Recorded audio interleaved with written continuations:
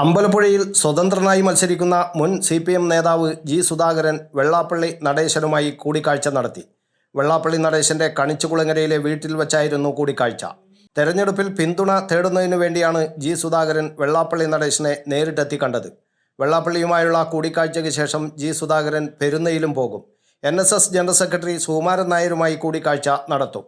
CPMനോട് പിണങ്ങി അമ്പലപ്പുഴയിൽ സ്ഥാനാർത്ഥിത്വം പ്രഖ്യാപിച്ച ജി സുധാകരനെ പിന്തുണയ്ക്കാൻ ഒരുങ്ങുകയാണ് UDF.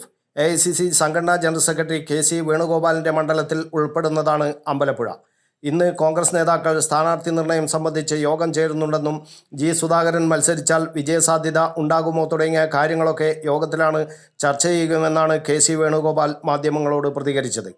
ആരുടെയും പിന്തുണ തേടില്ലെന്നായിരുന്നു സുധാകരൻ നേരത്തെ പ്രതികരിച്ചിരുന്നത്.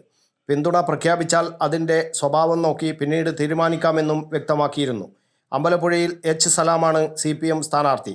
അവഗണന മടുത്താണ് സുധാകരൻ CPM വിട്ടത്. അതേസമയം അമ്പലപ്പുഴയിൽ സുധാകരനെതിരെ വ്യാപക വിമർശനമാണ് CPM അഴിച്ചുവിട്ടിരിക്കുന്നത്. News bureau, Kannur media.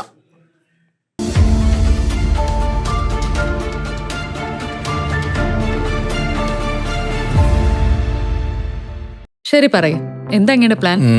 Kitchen വർക്സും ഇന്റീരിയർ വർക്സും നമുക്ക് നല്ലൊരു ടീമിനെ ഏൽപ്പിക്കണം. പിന്നെ ഫർണിച്ചർ സുനിതയിൽ എടുക്കാം.